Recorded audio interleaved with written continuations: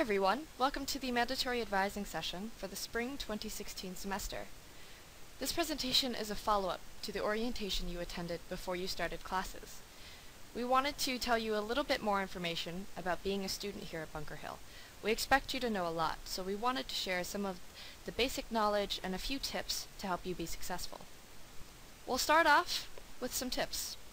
These are the top 5 things you should do as you start your first semester here. The first is to check your Bunker Hill email every day. You can do this by finding it on the Bunker Hill homepage. And it's important to check your Bunker Hill email because that's the first place anyone from the college will contact you. So your professors, advisors, and anyone else that works here. The second tip is to make sure you have your books for each class. The third tip is to attend all of your classes. If you're going to miss a class, make sure you get in touch with the instructor. Every instructor will give you a class syllabus as well. This will tell you what books you need to buy, what homework you need to turn in, how they'll grade you, so it's really important you not only read that syllabus, but you keep it with you as well. Also, know your professors and know how to contact them. This might be by email, by phone, or by stopping by their office. Make sure you know how each instructor wants you to contact them. That way, if you need help, you can easily get in touch with them. Let's move on. We're going to switch gears a little bit, and I'm going to tell you a little bit about some of the services we offer here in LifeMap. The first service is our advising. Now, every student at Bunker Hill has an assigned advisor. You might not yet know who your advisor is, but take a look at this screen. So over here on the left, it will tell you the type of advisor you'll see. If you're in a learning community seminar, you have a faculty member and a success coach assigned to you. For certain academic departments, you'll be assigned an instructor within that department.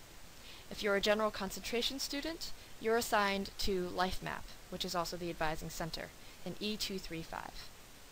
If you're an English language learner and you're in our ESL sequence, your advisors are in the assessment center, which is in B118.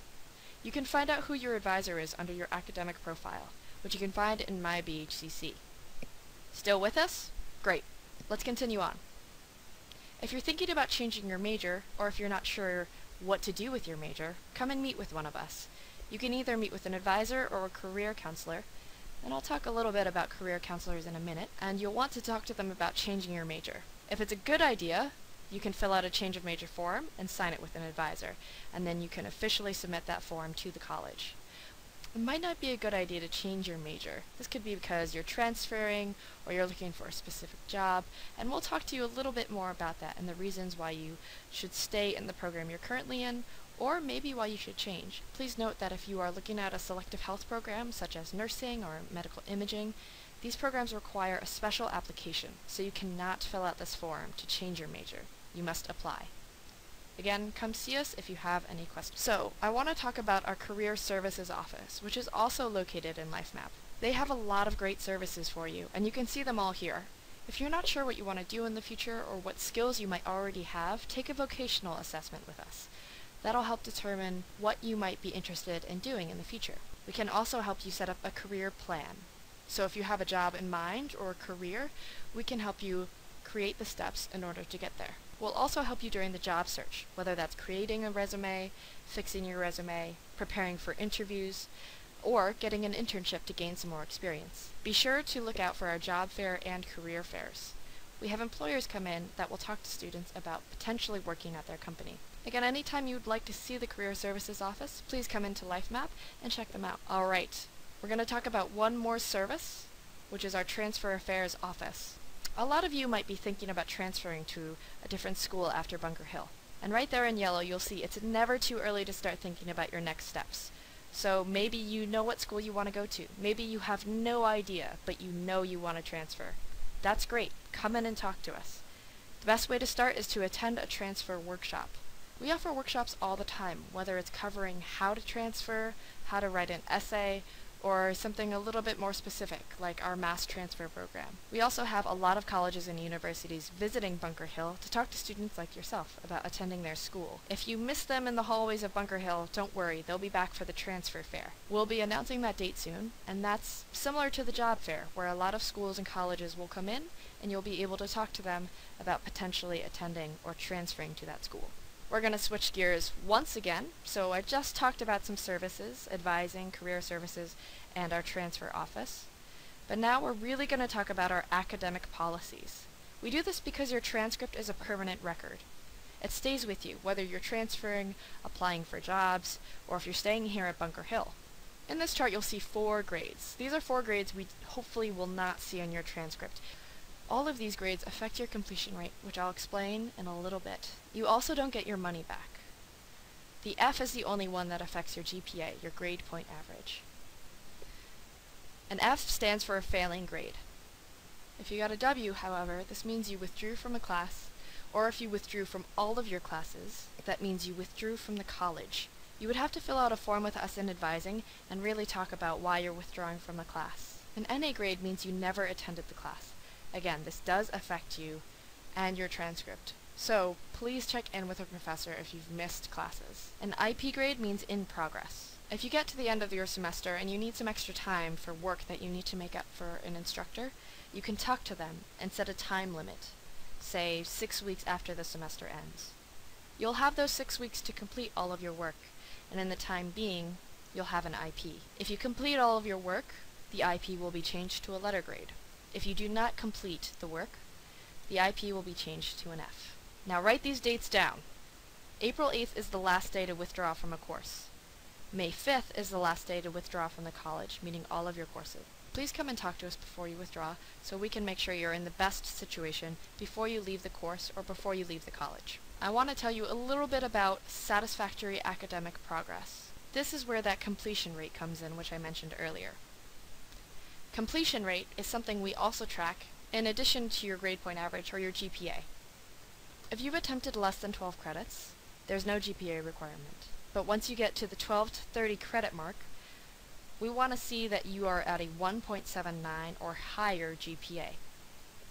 If you have 31 or more credits attempted, we want to see that you have at least a 2.0 GPA. At any time that you're at Bunker Hill, we want to see your completion rate at least 66%. If you sign up for a 3-credit course, you don't earn those 3 credits until you get a satisfactory grade. Once you do, that means you've completed the course, and that makes your rate go up higher. If it's too low, or if your GPA is too low, you'll be placed on academic probation. We want to make sure you understand this so it won't happen to you in the future, or if it does, that you understand that we can work with you to help get you on the right track. Really quickly, we want to show you how we calculate completion rate. So the completion rate is the number of credits you've completed divided by the number of credits you've attempted. For example, we have a student here that was signed up for 4 classes in the fall. They completed 2 classes with an A and a B, but they also got 2 W's, which means they withdrew from 2 classes. So they completed 6 credits, but they attempted 12. Their completion rate is 50%. Again, we hold students to a 66% completion rate at all times. So even though the student earned good grades in the classes they stayed in, they would still be placed on academic probation. We also want to show you how to calculate your GPA. You can always come in and talk to us about this. You do not have to memorize this little math equation, but it's kind of fun to understand where your grades are coming from. Every grade you earn has a point value associated to it. So over here you see that an A is 4 points, a C is 2 points, and an F 0 points. So for example, we have another student that attempted 4 classes. You'll see that in English they got a C grade. So if we look at our chart, C equals 2 points. They earned 2 quality points for every credit they completed. The quality points earned is 6 because it was 3 credits, 2 points per credit. If we add up all of the quality points earned, the student earned 36 and attempted 12 credits. Their cumulative GPA was 3.0 because we divided 36 by 12. Their total quality points earned divided by the number of credits they attempted. You can also take the average of all of your quality points and then divide it by the number of classes. So now, try this at home. Try to figure out if these students are on probation. Student number 1, they took 2 classes, they have a GPA of 4.0, and they have a 50% completion rate. Student number 2, they have 2 Ds, a C, and an F, so their GPA is 1.0, but their completion rate is 75. Student number 3, they took 4 classes and withdrew from 2, so that means they have a 50% completion rate and a 4.0 GPA. Student number 4 has a 0.0 GPA and a 0% completion rate. All of these students are actually on probation for one reason or another, either because their GPA was under the requirement. Remember, we track your GPA depending on how many credits you've attempted, or their completion rate was too low, 66% at all times. Student number 4 actually withdrew from the college and would need to reapply to start classes again. The great thing is that you can see all of your grades online. You can do that either by looking at the Grades tab on My BHCC or your program evaluation. It'll show you your cumulative GPA and also any classes you've taken already. We also have something called Midterm warning grades. These usually come out around the 7th week of the semester, and if you receive one of these, you'll either get a D, an F, or an FX. See this student? They were in pre-algebra, and they got an FX. An FX actually means they are failing the class because they haven't attended enough. Remember what I told you about getting to know your professors? This is a good time to reach out and try to contact them and see what's going on. Midterm warning grades are not permanent, so they will not go on your final transcript. They're there to help you get back on track and succeed in the classes. If you do get a midterm warning grade, talk to your professor and also talk to your advisor. To be successful here at Bunker Hill, we encourage you to finish what you start.